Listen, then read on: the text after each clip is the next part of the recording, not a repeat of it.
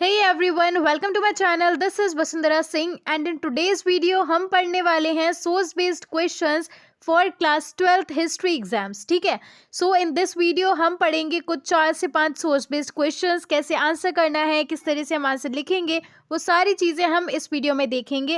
And similarly हमने part 1 में भी 4 से 5 इंपॉर्टेंट सोर्स बेस्ड क्वेश्चंस को पढ़ा था. तो चलिए उनको सॉल्व करते हैं, समझते हैं किस तरह से हम आंसर्स देंगे. So if you haven't watch the part 1 just do watch it. काफ़ी सारे इंपॉर्टेंट क्वेश्चंस हमने वहाँ पर देखे थे. एंड अभी के लिए let us jump into the video. हमारा जो पहला सोर्स है that is from the chapter through the eyes of travellers. ठीक है, and the topic of the source is the bird leaves its nest.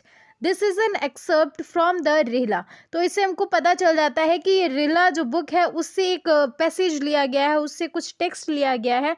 Let us just read it out quickly. My departure from Tangier, my birthplace, took place on Thursday. I set out alone, having neither fellow traveler nor caravan whose party I might join, but swayed by an overmastering impulse with me and a desire long cherished in my bosom to visit these illustrious sanctuaries. So I braced my resolution to quit all my dear ones, female and male, and forsook my home as birds forsake their nest. My age at that time was 22 years. Ibn Battuta returned home in 1354, about 30 years after he had set out. ठीक है, so let us see the questions. First, what is Rihla? So Rihla क्या है? ये एक travel account है and जिसको कि लिखा गया है इब्न बतुता के द्वारा. ओके, सेकंड क्वेश्चन है why did Ibn Battuta set out of his house all alone? How old was he at that time? तो इसका आंसर आपको जो है पैसेज में ही मिल जाएगा. ये जो है अकेले इसलिए निकले थे बिकॉज इनकी इच्छा थी कि ये जगह जगह पर घूमे एंड उनको ऑलरेडी एक्सपीरियंस था. ये कई सारी जगह पर घूम चुके थे. मक्का, सीरिया, इराक, पर्शिया, यमन, ऐसी कुछ जगहों पर ये ऑलरेडी ट्रेवल कर चुके थे. ठीक है, एंड सेकेंडली आपसे पूछ रखा है इनकी एज क्या थी उस टाइम पे, तो he was then 22 years old. Okay, third question is why did he compare himself with the birds? तो उन्होंने अपने आप को बर्ड से क्यों कंपेयर किया? You can find out the answer in the passage. ये लास्ट में हमको गिवन है कि उन्होंने जो है खुद को बर्ड से क्यों कंपेयर किया. बिकॉज उनका ऐसा कहना है कि जैसे बर्ड्स अपने नेस्ट से, अपने घोंसलों से उड़ती हैं, वहाँ से चली जाती हैं अलग अलग जगहों को देखने के लिए, नई नई प्लेसेस को एक्सप्लोर करने के लिए, उसी तरह से मैं भी अपने घर को छोड़ के, अपने फ्रेंड्स और रिलेटिव्स को छोड़ करके जा रहा हूँ to know about new places. Okay, and next question is when did he return to his home? How old was he at that time of his return? तो जब ये रिटर्न हुए, ये आपका एकदम लास्ट वाली जो लाइन है उसमें गिवन है Ibn Battuta return home in 1354, about 30 years after he had set out. तो इन क्वेश्चंस के answer you can check out in the next slide. ये इस तरह से मैंने आंसर्स लिखे हैं. You can just pause the video and read it out. सारे answers properly I have mentioned. Okay, चलिए अब हम देखते हैं हमारा next passage. So the topic is Al बिरूनीज objective. ठीक है, ये भी हमारा आया है सेम चैप्टर से, through the eyes of travellers. तो चलिए देखते हैं पैसेज में क्या बताया गया है. It is written Al Biruni described his work as a help to those who want to discuss religious questions with them, the Hindus, and as a repertory of information to those who want to associate with them. Okay, so this is the text. चलिए अब हम questions को देख लेते हैं. तो पहला question है when and where was L Biruni born? ठीक है, तो इसका आंसर आपको यहाँ पैसेज में नहीं मिलेगा, ये आपको ऑलरेडी पता होना चाहिए. You have studied in the chapter. ठीक है, तो Al Biruni was born in 1973 at Khwarizm, जो कि आज के उज्बेकिस्तान में है. Right. Next question is name the book written by him, यानी कि एल बिरूनी के द्वारा जो बुक लिखी गई है उसका नेम देना है, तो that is Kitabul Hind. Okay, and third question is with which objectives did he write? तो उनका ऑब्जेक्टिव क्या था बुक लिखने का? तो ये आपका यही पैसेज में गिवन है कि he wanted to help those who were eager to discuss religious questions with the Hindus. ठीक है, and he accumulated information for those who wanted to associate with the Hindus. जैसा कि we can see in the passage, देखो Al Biruni described his work as a help to those who want to discuss religious questions. ठीक है, and as a repertory of information to those who want to associate with them.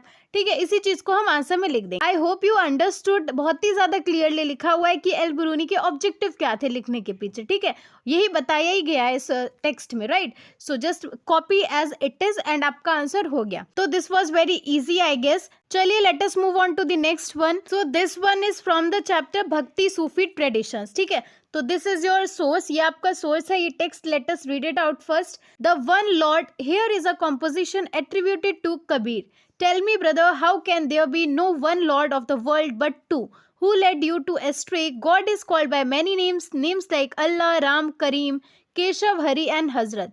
Gold may be shaped into rings and bangles. Isn't it gold all the same? Distinctions are only words we invent. Kabir says they are both mistaken. Neither can find the only Ram. One kills the goat, the other cows. They waste their lives in disputation. ठीक है, तो ये आपका text है and it is from the chapter Bhakti Sufi traditions. ठीक है, and as it is given in the very first line, ये जो टेक्स्ट है ये लिखा गया है कबीर के द्वारा, जहां पर उन्होंने ये क्वेश्चन उठाया है कि जो भगवान है वो दो कैसे हो सकते हैं, वो एक ही है, बस उनका जो है अलग अलग नेम से बुलाया जाता है. ठीक उसी तरह से जैसे जो सोना होता है, जो गोल्ड होता है, भले ही हम उसको कितने भी शेप्स दे दें, हम रिंग्स बनाए, नेकलेसेस बनाए या कुछ भी बनाए, बट वो रहेगा तो सोना ही. सिमिलरली जो भगवान है, भले ही हम उनको अलग अलग नेम से बुलाते हैं, गॉड, अल्लाह, राम, करीम, है ना, लेकिन वो चीज एक ही है, वो क्रिएटर है वो एक ही है. तो यही चीज यहाँ पर कबीर ने बताई है. तो चलिए हम देखते हैं हमारे क्वेश्चंस. जो हमारे पहला क्वेश्चन है, it is who composed the given verse. ठीक है, तो फर्स्ट लाइन में ये आंसर गिवन है, the given composition is attributed to Kabir, right, which we can also write as it is the verse composed by Kabir. ठीक है, second question is according to Kabir how many lords of the world are there, by which names do we call them, from where has these names been taken. ठीक है, तो ये आपका पूरा का पूरा आंसर पैसेज में मिल ही गया है. कबीर के अकॉर्डिंग जो है केवल एक भगवान है, लोग उनको अलग अलग नेम से बुलाते हैं, जैसे अल्लाह, राम, करीम, केशव, हरि एंड हजरत. ठीक है, एंड ये सारे ही नाम कहीं और से नहीं आए हैं, किसी और के बनाए नहीं हैं, हम इंसानों के ही द्वारा बनाए गए हैं. ठीक है, all these names have been given by the man. Third question is, according to Kabir, why cannot both the Hindus and the Muslims attain God? तो कबीर के अकॉर्डिंग ना ही हिंदू ना ही मुस्लिम भगवान की प्राप्ति कर सकते हैं, बिकॉज वो ऑलरेडी डिस्प्यूटेशन में पड़े हुए हैं, वो अलग ही विवाद में पड़े हुए हैं कि ये भगवान होते हैं, अल्लाह नहीं होते हैं, अल्लाह होते हैं, भगवान नहीं होते हैं, यानी कि वो अलग ही डिस्प्यूटेशन में पड़े हुए हैं. And that is the reason कि वो कभी भी भगवान को अटेन कर ही नहीं पाएंगे, वो उस तक पहुंच ही नहीं पाएंगे.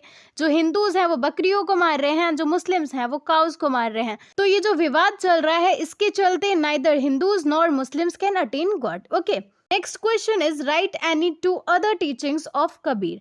तो इसके अलावा ये जो एक भगवान का प्रश्न है, इसके अलावा कबीर की दो टीचिंग्स आपको बतानी है. तो कबीर के बारे में अगर आपने पढ़ा है, if you have read the chapter, then you can answer it very easily. He opposed idol worship and he did not believe in caste discrimination. Okay, I hope अब आपके लिए ईजी रह रहा होगा to solve the answers. I am trying to convey in the best possible way कि आपको जो है अच्छे से समझ में आए किस तरह से आप आंसर करेंगे. Okay, so we have one more text, let us see that as well. So ये जो टेक्स्ट है, it is from the chapter an imperial capital Vijayanagar. ठीक है, and the topic is Colin Mackenzie. तो कॉलिन मैकेंजी के बारे में यहाँ पर बताया गया है. Born in 1754, Colin Mackenzie became famous as an engineer, surveyor and cartographer. In 1815 he was appointed the first Surveyor General of India, a post he held till his death in 1821. He embarked on collecting local histories and surveying historic sites in order to better understand India's past and make governance of the colony easier. ठीक है, he says that it struggled long under the miseries of bad management before the South came under the benign influence of the British government. By studying Vijayanagar, Mackenzie believed that the East India Company could gain much useful information on many of these institutions, laws and customs whose influence still prevails among the various tribes of natives forming the general mass of the population to this day.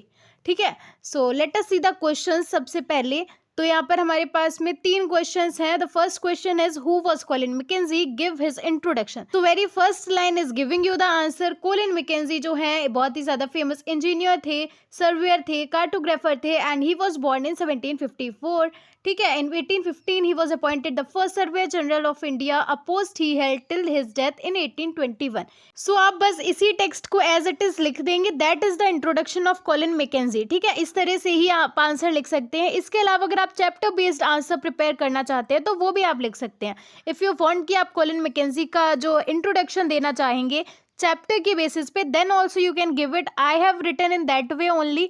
अभी आप answer देखेंगे तो you will get it कि मैंने किस तरह से लिखा है. ठीक है, अदरवाइज बहुत ही सिंपली आपको दिमाग नहीं लगाना है, कुछ नहीं करना है, just copy the first 3 lines, that's it. ठीक है, अभी हम देखते हैं हमने किस तरह से सेकेंड आंसर प्रिपेयर किया. Okay, before it second question is mention what Mackenzie did to make governance of the colony easier. ठीक है। तो मैकेंजी ने क्या किया ताकि गवर्नेंस जो है इजी वे में पॉसिबल हो पाए। तो चलिए इस आंसर को ढूंढते हैं। Come to the fourth line of the passage, collecting local histories and serving historic sites in order to better understand India's past and make governance of the colony easier। क्या किया उन्होंने? लोकल हिस्ट्रीज को collect किया, जो historic sites हैं उनको survey किया। तो this will be your answer. Third question is, according to him what benefits would the East India Company gain after studying Vijayanagar, explain in brief.